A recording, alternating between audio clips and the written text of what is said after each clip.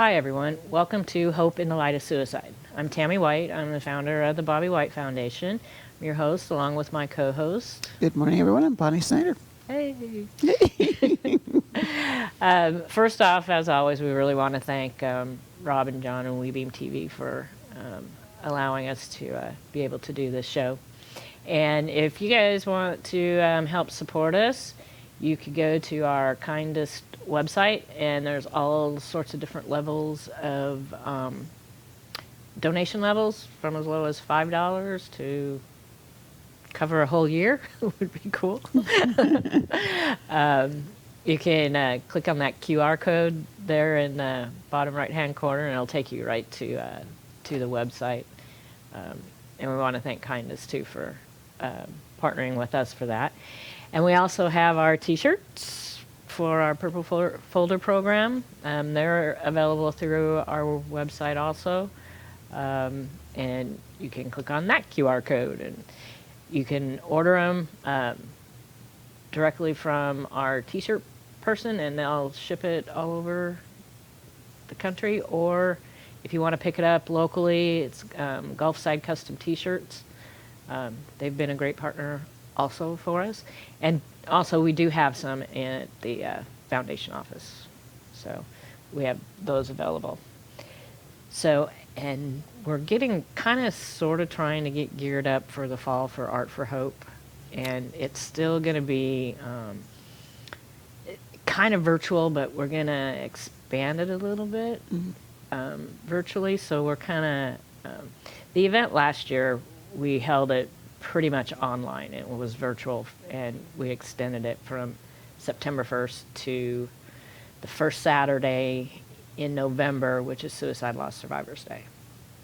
So we're going to do something similar, but instead we're going to kind of put it across 3 different platforms in a way. So we're still kind of working on that, but I had a local artist who wanted to donate a piece for Mental Health Awareness Month, which we just came through. And she did this awesome piece. Her name is Carol Smith, and she did this awesome piece, and she titled it really cool too. It's called Hope Rains Down. Let's see. Just trying to do it on here. It's a really cool piece of art. Hey, that looks kind of pretty good. It's a 20 by 20 canvas. It doesn't need to be framed. And we'll have this up on, it'll be on the Bobby White Foundation Facebook page, have its own little picture thing. And a way that you can participate is we're going to do it kind of like a silent auction style. And in the comments below where we make the post with the picture, that's where you put in the amount. And we're going to start the opening bid at $55, which is really good. And she titled the piece, Hope Rains Down. Fitting for the show. Isn't it fitting?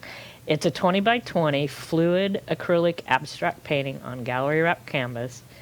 A base of turquoise was flooded on the canvas, then violet, magenta, Payne's gray, metallic copper, and 24 karat gold were randomly placed on top. Violet was then added to the top area and swiped down over the colors to form beautiful cells. And she signed the painting on the back.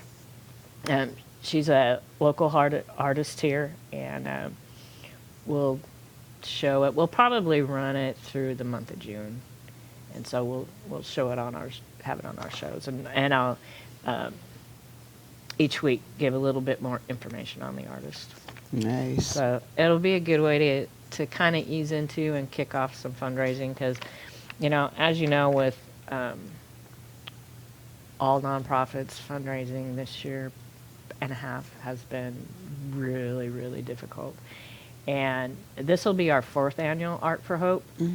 And just because things still are kind of iffy, we're not really into having a complete in-person event this year. Plus, next year will be our 5th annual, and we have huge plans for that one. Nice. So Can't wait. That'll be Can't wait. really great. So, I think we're going to continue with our book. I know we're going to continue with the book. Okay. Is there anything else you want to add before we continue with the book?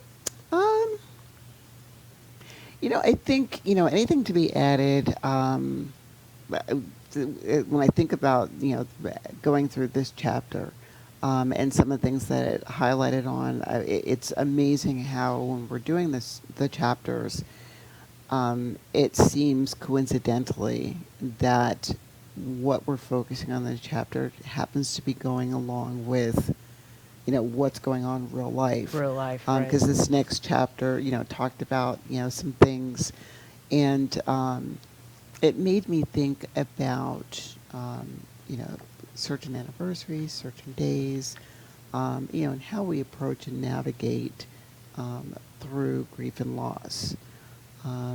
So, I said, I was back in the Midwest. I think I shared that last week as well, but I was back in the Midwest, for one of my grandchildren's graduation. And, it was a bit surreal as we were looking at who would have graduated next. And, how, every year there's going to be a graduation, but we're gearing up to that one year that there's going to be a break, because one person's going to be missing. So, symbolically doing a graduation for him. And, thinking about that, it's, there's a paragraph in the book that, that talks about, normalizing things or, rituals and stuff. So I'm excited about that. Yeah, and last week we did have Debbie from NAMI Pasco on for Mental Health Awareness Month, and that was really good. And she has been really great coming into our community and taking over as executive director for NAMI Pasco. They've really expanded their services and even awareness in our community, which has been great and really, really needed. And I think, with Debbie being, in that role, there's certain, I look at personalities for different roles, and she is such the perfect personality for that role, with her compassion and, how she approaches things, very soft-spoken, very spiritual. And we were, again, we thank her for, taking time out of her schedule. No, most definitely. And she comes from life experience also. So this chapter here is Setbacks and Solutions. Again, the book is Progressing Through Grief, which you can get on Amazon. And if you go through smile.amazon.com, you can choose the Bobby White Foundation as your charity of choice. I looked on my account the other day because I had ordered some stuff. I think I had this past maybe a little over a year, like 57 orders and donations towards the foundation. Nice. So I was like, oh, I've been ordering a lot off Amazon.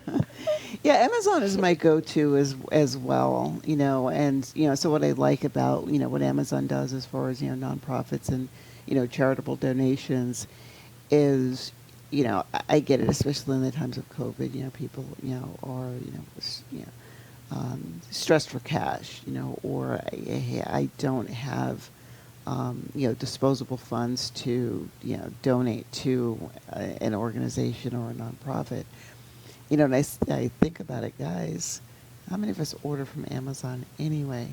So it's not extra coming out. That's right. What I think was the beauty of it. It's not extra coming out. If it's right, if and you're it's a passive way to support an organization, and you don't feel it. It's stuff you're going to buy anyway. I needed filters for my air conditioner because remember Maria from Williams and Son. It's getting hot, so we had to change our air filters, and I didn't feel like running to Lowe's, and I was like, I'll check Amazon. A couple of days, I had my filters, and I didn't have to run to Lowe's. Exactly. And made a donation to the foundation. Exactly.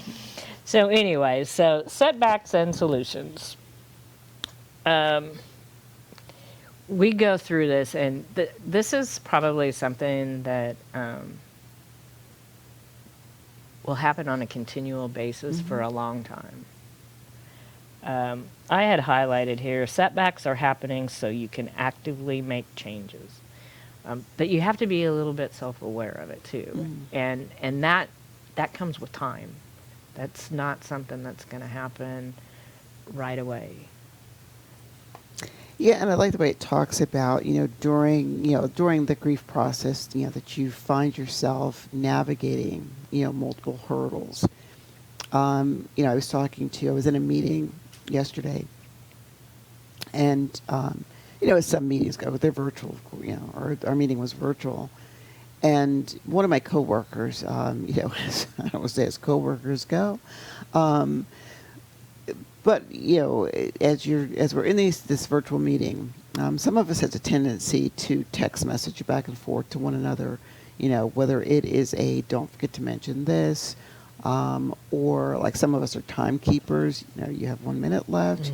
Hey, this is a reminder to move the meeting along. But anyway, it was a team meeting that we were in, and we were texting back and forth about make sure when the next segment comes up that we mentioned this.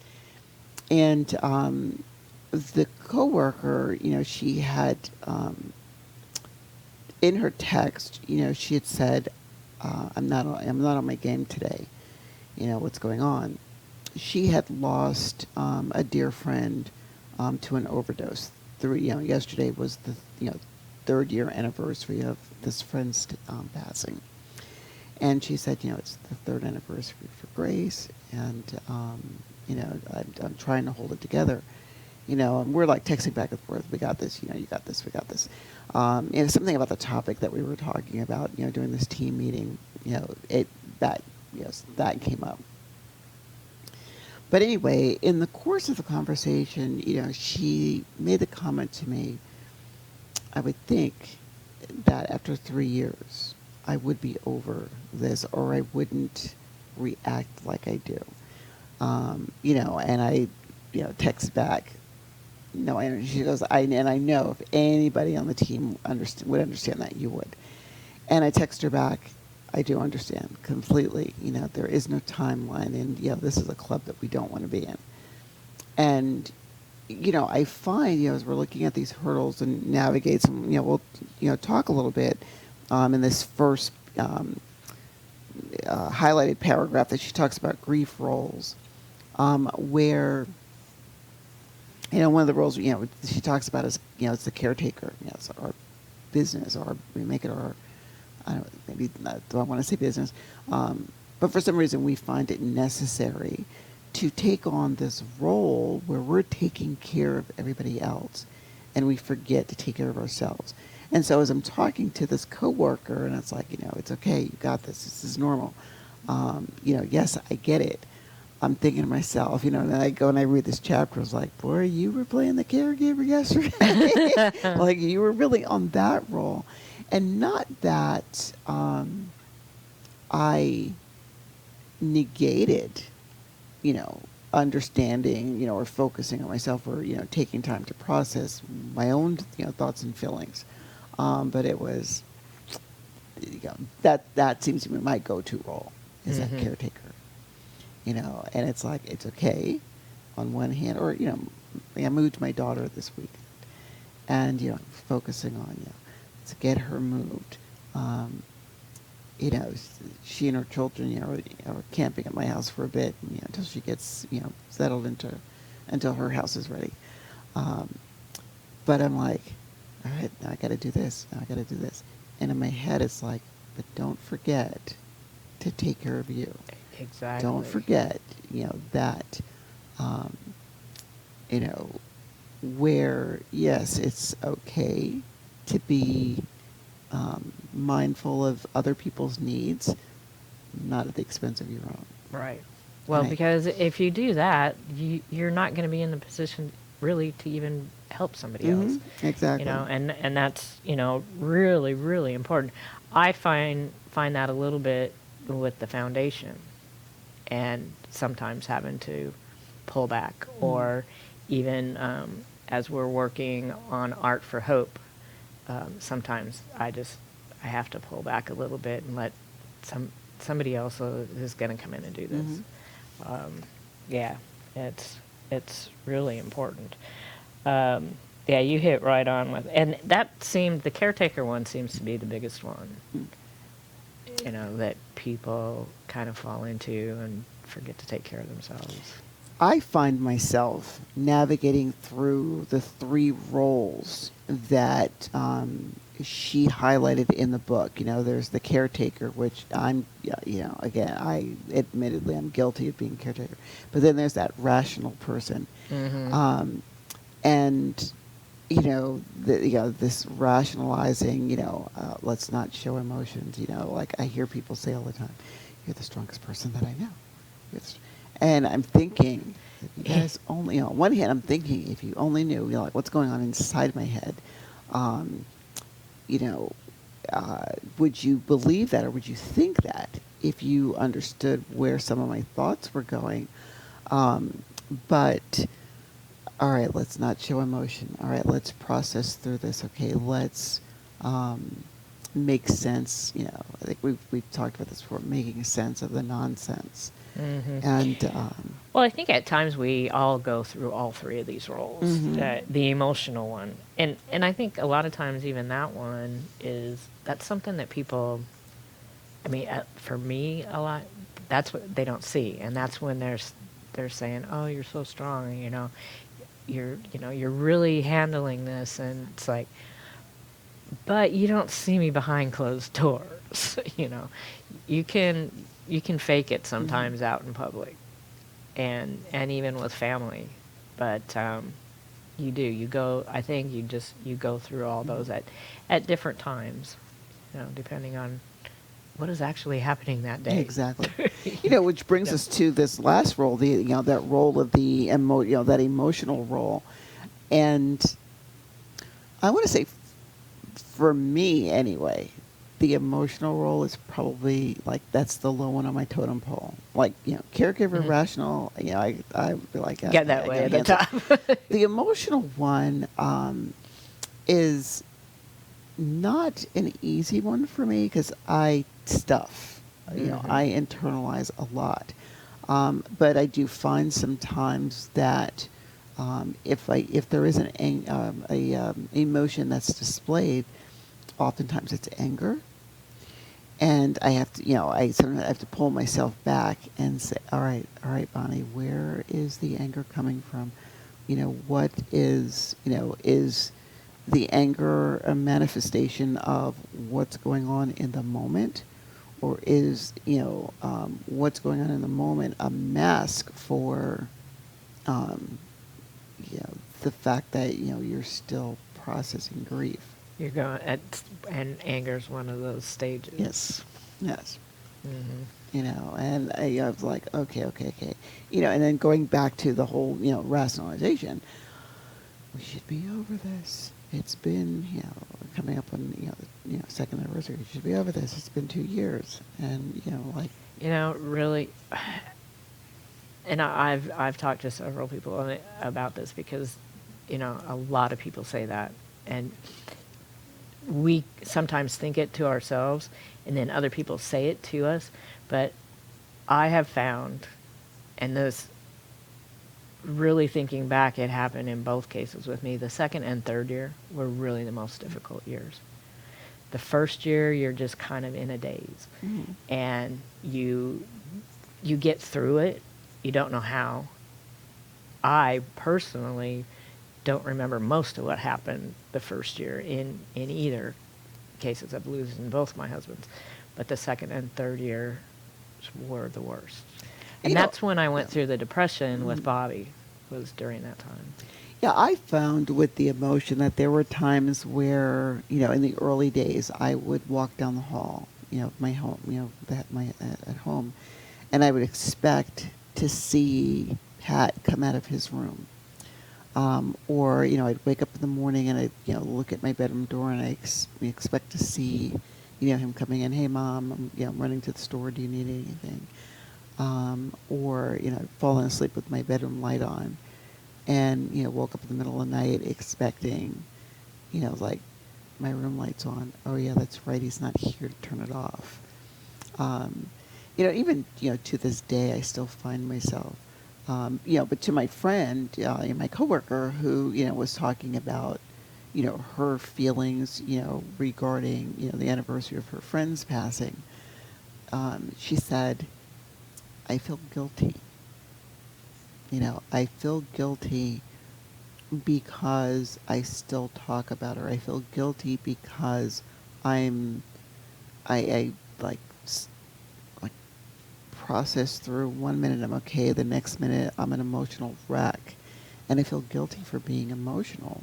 It's been 3 years, and I'm like, there's another one of those emotional swings where, again, I should be over this. It's been 3 years. It's been 2 years. It's been 5 years. It's been, I'm like, guys, stop trying to put.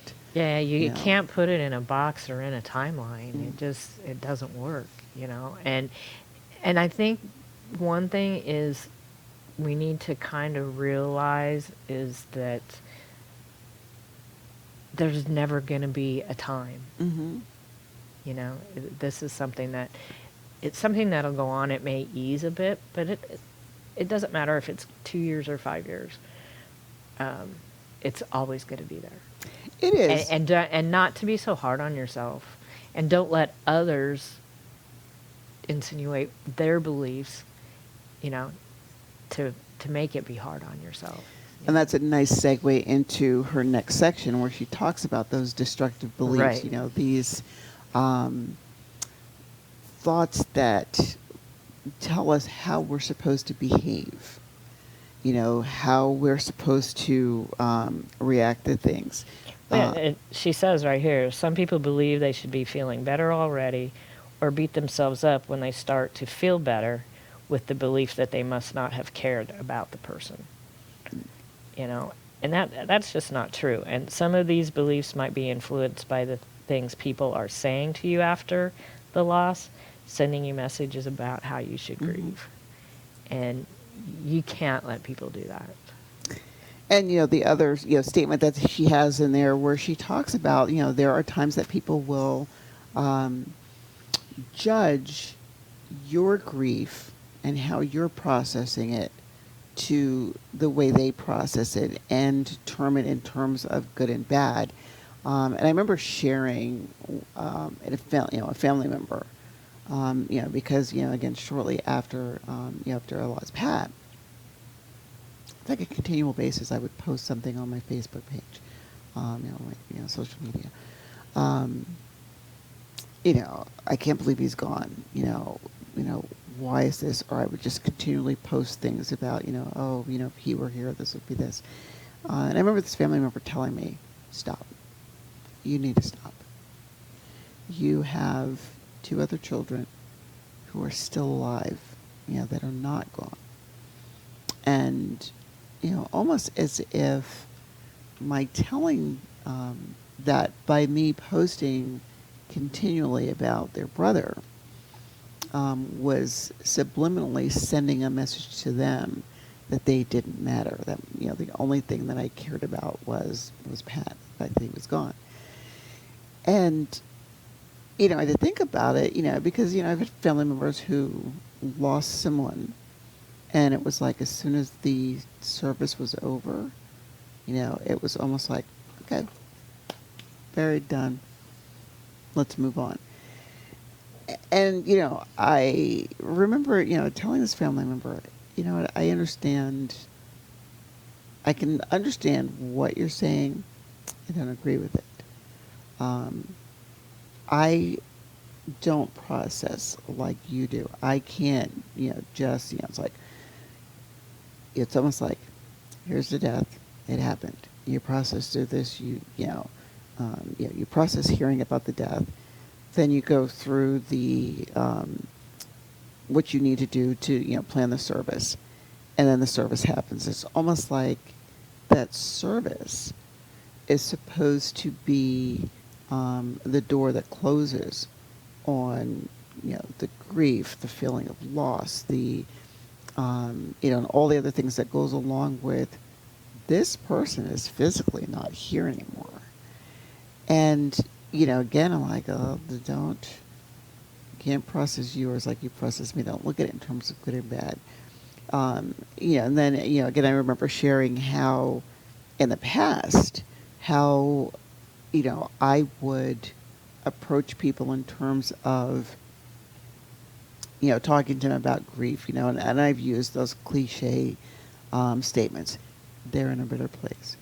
They wouldn't want you to be, they wouldn't want you to be sad. I'm going to take that one off the table for a minute, but they're in a better place. You have to go on. They're not suffering anymore, and the ones. But I think the one I'll focus on most is they're in a better place.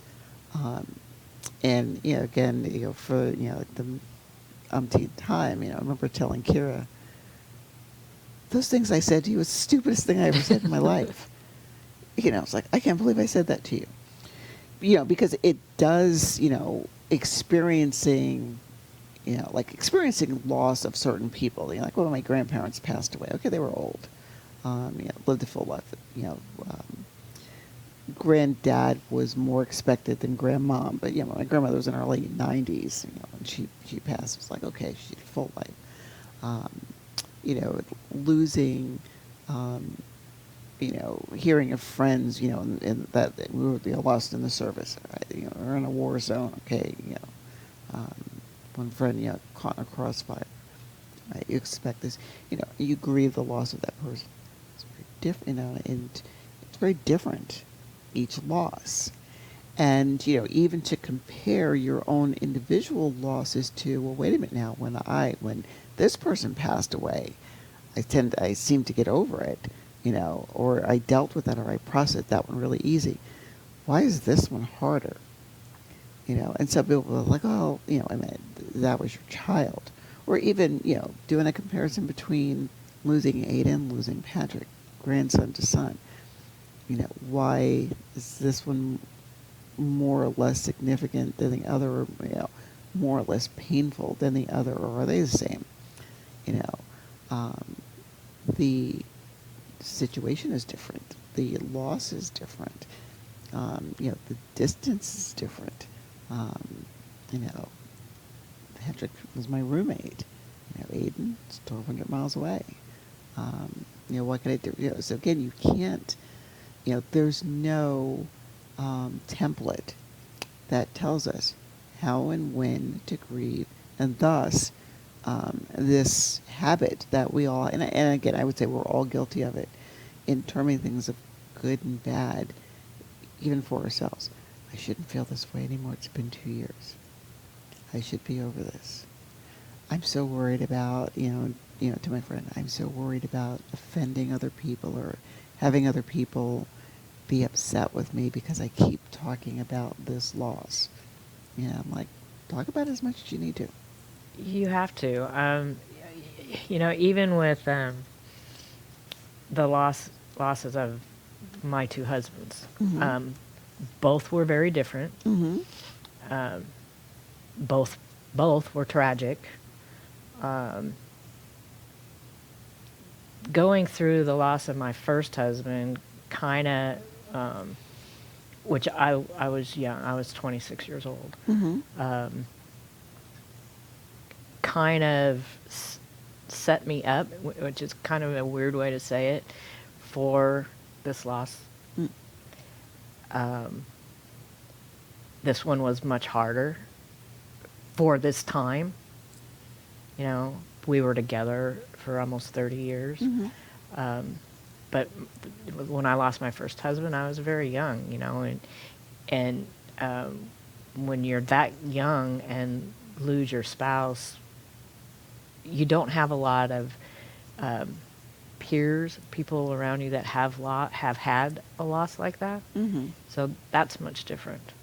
Of course, then with Bobby's loss, being the situation that it was, is much different. But going through the time period per se, I can talk to myself and say, hey, remember it took you, you went through this, and and it wasn't a short period of time, Mm-hmm. even back then. You know, probably it was, even with my first husband, it was a good 5 years before I got my head on straight. And I had Bobby at the time, Mm-hmm. and we weren't married. We didn't get married until about a little over 5 years after Michael had passed. Um, but so I I tend to be a little bit easier on myself because of having that prior experience, and but even still having people say, "Oh, it's been 3 years. You need to get over it." And it's like, "Excuse me, you know, you grieve your way, I grieve mine." Mm-hmm. You know, yeah. And she, next section where she talks about those self-defeating behaviors that we tend to, find ourselves in, um, and like any other way that we process these behaviors look different. Um, for me, one of the main ones is the coulda, shoulda, wouldas. Mm-hmm. And that, we tell people, when we're dealing with, any kind of situation, from, a uh, therapeutic perspective, those coulda, shoulda, wouldas, that is distorted thinking. It is not healthy. It doesn't help anything.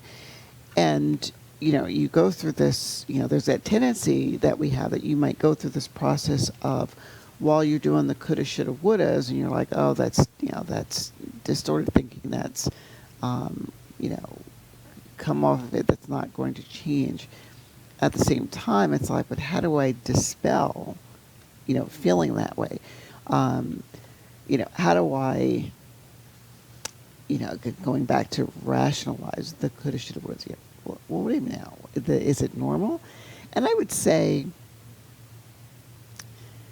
it is where it might, on one hand, be understandable and necessary, and we'll use that word, quote unquote, normal, to what if this would have happened? What if this? What if that? What if that? Where, if I use Aiden, for example, what if I never moved to Florida? Would he still be here? What if, the friend that he sent the picture to right before it happened? What if that friend would have showed the picture to her mom, and her mom in turn would have sent a text message to, Kira, you need to go check on Aiden and make sure he's okay. We just got this picture. What if, and it's like with those things that happen, they weren't meant to happen. When I, think of Patrick, and going to, these, the self-defeating behaviors of, the anger and blaming other people, putting, focusing on, someplace else, where I asked myself, there were a couple of neighbors who, when they found out that he was gone, I just saw him Saturday night. This would have been, the day before he passed. And Patrick had this thing where he had, maybe I'll bring them in one time, but he had these light sticks, or these, little neoprene balls that lit up. But he could do like a finger twirl with them, where, he just twiddled these balls. And at night, it was amazing because it looked like this light show. But, he would just, twiddle. And one of the neighbors looked at me and said, I saw him Saturday night. And he was, he paced a lot. So he would walk, around the neighborhood, just, doing I want to say, clearing his head, this nightly walk. Something was off about him. And I asked him, was he okay? And he was like, yeah. But something seemed off. At work, a couple of his coworkers said, yeah, he came to work, but something was off. And in my head, I'm like, if one of you guys would have said, hey, Pat, are you okay? Or what's going on? There's something off. Would that have made a difference? And again, going back to, you can't blame them. Don't fall into that trap of, if you would have done such and such and so and so, maybe this would have happened. I found myself, as I'm, processing, the self-defeating behavior. Do I blame, the mom of his two younger kids? If you would have just let him, seeing the children instead of being, and I hate going here, being petty, because he missed his children. Do I blame, the the woman that he was in the relationship with right before, he passed away for just, I'm going back to Kansas, no warning, just going back to Kansas. I'll be back. She has a child, who's in Kansas. I'll be back. But the trip back was, like I said, no plan, no warning. Well, wait a minute now. It's your fault. If you would have never left. You know what I mean? And that's one of her things, scapegoating. Mm-hmm. Mm-hmm. Blame, and that it kind of goes. Those two kind of go together in a way. We also had this, similar things. If I would have known some things that had been happening, would I have left him at that moment? Mm-hmm. My sister-in-law was going to stop by that morning, and she was just kind of like on autopilot and went through the light. She drove by and realized, I was going to stop by, and I'll do it another time. But the person that she speaks to, because that was something that weighed heavy on her, and he told her that if he didn't do it that day, he probably would have done it another day. Right, and Carl has, if you remember when we had Carl on, and he had made that comment, if we would have found him, did we delay, would we have delayed the inevitable by a month? Would we have delayed it by a day? Would it have been, okay, not this year, maybe next year? Would it have, would it have stopped? And we don't know the answer. No, it's an answer that you'll never know. And that's what makes it so hard with second guessing yourself, The other thing she talks about is avoiding and minimizing, your emotions. And again, it's that, process of, I don't want to feel this way, so I'm not going to allow myself to feel this way. I might be feeling things at a level 10, but I'm going to portray, again, going back to my coworker of yesterday, she's like, every once in a while, when my camera goes off, because again, we were in a virtual meeting, she goes, I turn my camera off because I just find myself, like bursting out in tears and crying. And then I dry my tears and then turn the camera back on, and I'm like, wow, this minimizing, the emotion of what we're feeling behind this loss. And in my head, I'm thinking, if you made the comment, if you sent a text message to our supervisor, hey, got to jump off for a moment, I'm struggling, our coworker knew, the woman who passed away. I need to jump off for a minute. I'm having a moment. She would have been like, fine. Right. Jump back on, or, go ahead. But this, I don't know, this feeling or this process that some of us go through, where if I feel a certain kind of way, there's guilt associated with feeling that way. And, so now not only do we find ourselves grappling with, I'm grieving, I'm in pain, this hurts, this sucks, to, oh my gosh, and now I'm guilty because now what I'm feeling, what I'm dealing with is now projected over to you. And now you have to deal with, what I'm dealing with, and how, is that fair to you? So I'm gonna push it down. I'm gonna minimize. Yeah, and I think that, over the years, it's a societal thing that, we have been kind of raised that way in a way. And it goes back into all, pushing down and not addressing the mental health. It's, you just push it aside and let's just not deal with it. And And look where it's got us. You know? Which is interesting. She talks about here in their section, perfectionism. We have to be in control. Mm-hmm. You know, we have to be, you know, things have to be exact, you know, like the stars and the moon need to be aligned in the exact same way, in the exact way that we think they should be aligned, and when they're not, you know, that is problematic. You know, that's, you know, one of those, you know, self-defeating behaviors. Guys, we're not perfect.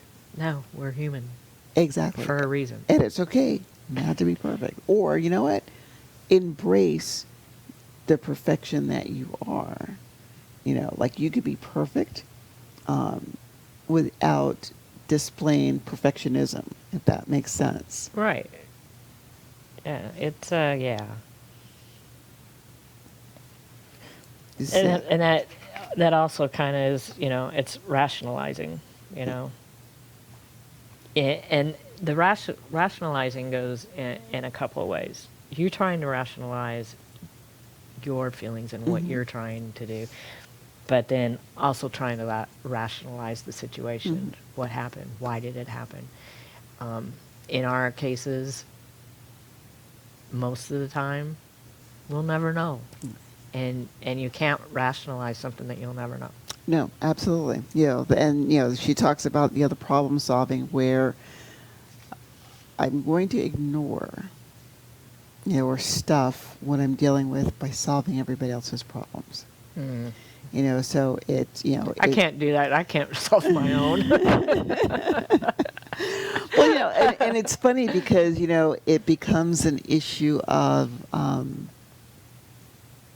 again, it was another coworker that I was talking. Of course, in our line of work, it's kind of like, yeah, well, let's swap stories here. But another coworker of mine, you know, we were chatting, and, you know, we were talking about this inability to say no. Mm-hmm. You know, oh, there's a project over here that needs to be done. I'll do it. And it's like, wait a minute, you need to slow down and take care of you. There's another project over here going, I'll do it. Mm-hmm. Or, you know, hey, we've got this situation. Hey, I got it. I'll take care of it. You know, after a while, it's like, wait a minute. You know, It's avoidance. it is avoidance. You know, it's like it's a combo of avoidance and this need to problem solve. Right. I need to fix. If I could, you know, if by somehow I could fix what's going on with everybody else, I can, by default, fix myself. So I'm living vicariously Right. through this Doesn't fixing work. to fix, like I'm broken. So in order to fix what's broken in me, I have to fix what's over here, you know, and unfortunately, you know, again, she talks about it here. That's not always the case. We can't fix ourselves through other people. No, you can't. It doesn't work. And that's, you know, problem solving. You know, you need to slow down and focus. And she says it right here: slow down and focus on your needs instead of trying to fix things. How many of us isolated? Oh, I can do that easily. You know, you may not, people that know me, but I mean, you may not think it because I'm doing this show, but I am really an introvert, and I can be home alone, and my husband and I were that way together. We enjoyed just our own company. We didn't have to be out socializing all the time or anything like that, which in a way was good, kind of in a weird roundabout way, prepared me for this situation. But and like with COVID, that's fine. I can stay home. I got plenty to do, but you do have to be careful with that, because sometimes you don't want to be alone for so long with your own thoughts, because they can start getting kind of weird. You know, and I find there's a difference between having an introverted personality and isolating.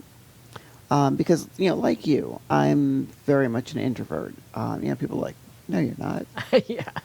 You know, and I'm like, this mask is working. Yeah, it's like, you guys, you know, obviously, what I want you all to see, it's working. But being, when I think of people like, okay, like us who are introverts, it is not that, we're antisocial, that we are avoidant. It's just, what, I'm fine, like you, being at home alone, doing whatever it is I'm doing around the house. At the same time, needing to be careful that peace, and comfort that I found being, introverted and, solo doing my own thing, that it did not become the extreme of isolation. You know, when, we're dealing with grief, we'll find, in the beginning, people want to come over and take care of us. Let's and again, if I use my situation, hey, we're gonna come over and make sure that you're eating. We're gonna make sure that you're not alone. We want somebody with you there all the time. And in my head, I'm like, I understand what they're doing and I appreciate this. On the other side of it, it's like, please get out of my house. I want to be alone. And it was like, do I want to be alone because I'm okay being in my house by myself, or do I want to be alone because I'm isolated? Right. And I'm glad that I did not allow myself to be forceful and kick people. Get out, just get out. And kick people out and just okay, I get it. They're looking out for my well-being. Now, what happens oftentimes where, isolation, does become an issue is, we have this attention, people are not letting us, be by ourselves, event is over, fast forward, to the, like, I'm going to call it after the service. It's like, all right, got them, you got through the death, you got through the service, you got through, the initial shock. Now it's time to move. It's time to move on. How many times do people hear others say, "I'll be with you. All you have to do is pick up the phone and call. You don't have to do it by yourself. Just call me. I'm going to check on you periodically." And I'm not. What's the phrase the children use nowadays? I'm not throwing shade on anybody.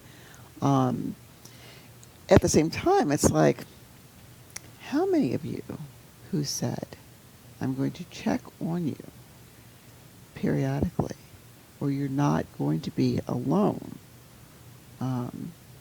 life, has gone back to normal. And that's what happens. Life goes back to normal for everybody else, and it doesn't for us. And it happened to me too. Actually, in both situations. But she does say here, it is important to be alone. Mm-hmm. After such a loss, so that you can fully engage in your own grieving Right. process. But it is also important to reach out for help with a positive support system. And like with me, some of the people that have gone by the wayside, which I didn't think would, Mm-hmm. I guess it's kind of the way of the not so positive people not being there.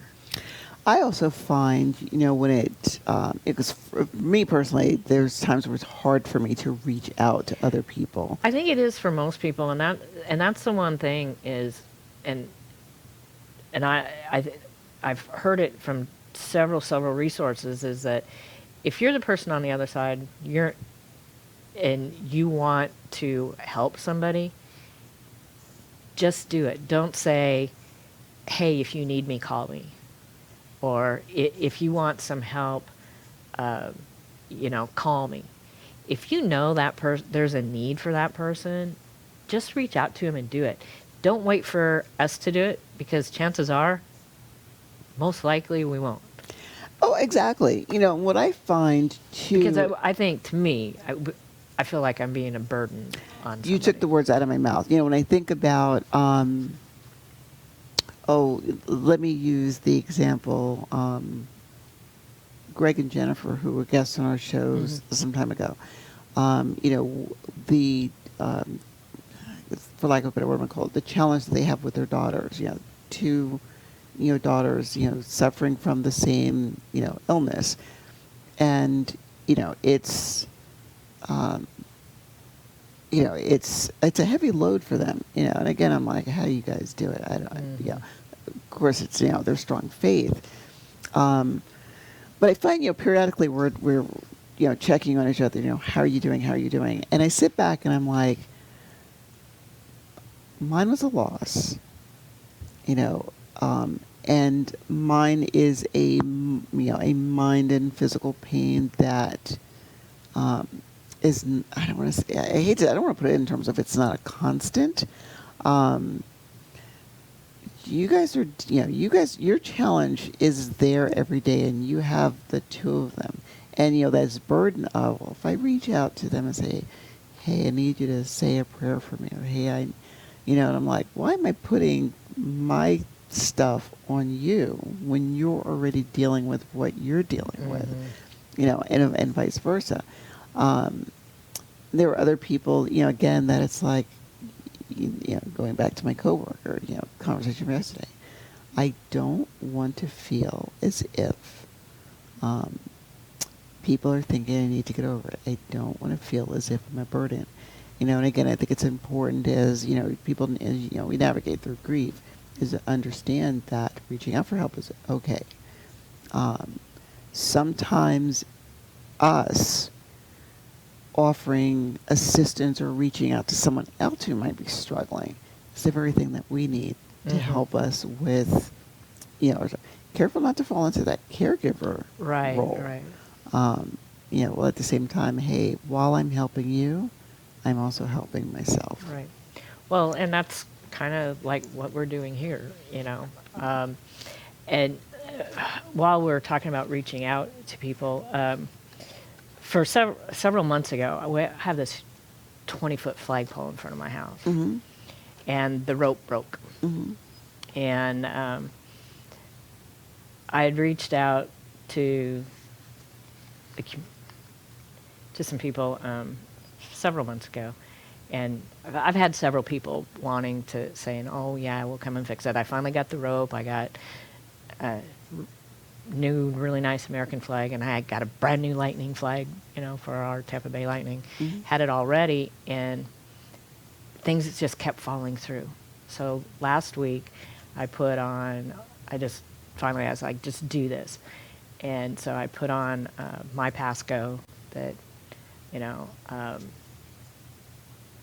I'm a widow of a Vietnam veteran, and I wanted to get this up by Memorial Day weekend and mention the foundation. And I want to give a shout out to Steve Farrell from Team Farrell and Farrell Cares, because within less than 24 hours, he was out on my property with his big machine and another guy, and they had strung my flagpole, and my flags are nice. up. And he actually contacted me almost immediately after I had made that post. And within an hour, he was like, okay, we'll be out there tomorrow afternoon. And like I said, by 12:30 the next day, Friday afternoon, my flagpole was strung. Nice. So we got the Lightning flag for the Tampa Bay Lightning flying high, along with the American flag. And I reached out to, we're going to have a Bobby White Foundation flag made. And so when we don't have the sports teams flying, the foundation flag will be flying. And that flagpole is actually right in front of the house, where the front office is right there. Nice. So, and I put some new lights on it, so you can see it at night. So I really wanted to thank Steve Farrell for coming out and doing that, because it is sometimes it's hard for us to ask for help, but there was no way I could string this 20-foot pole at all. So, you know, and you know, to, you know, end the show on that note is, you know, the constant reminder that, you know, there are always places that you can go for help. You know, you know, we have the Popa folder that has the resources in it. there are, organizations like NAMI. And we focused on NAMI Pasco, but NAMI is all across the country. Right, right. And But again, there's NAMI. There are multiple mental health agencies to reach out to. There are multiple agencies that provide grief counseling. There well, are. and we had on the show couple of weeks ago, Veterans Helping Veterans Vet Helping Vet. in Tampa Bay. So, and there's always the national hotlines that you can call. The suicide prevention hotline. You call that number and press 1. That's for veterans. So there is help, and sometimes you might feel like you're isolated and it's hard to find, but reach out to people close to you, and they'll get you the help. Absolutely. They will get you the help. Absolutely. So we again want to thank Rob and John from WeBeam TV. And we want to thank you guys for tuning in. And remember, too, that what we're talking about here, this grief process, isn't limited to suicide. Absolutely. A loss is a loss. You can go through this with us no matter what kind of loss you've had. Remember, there's always hope.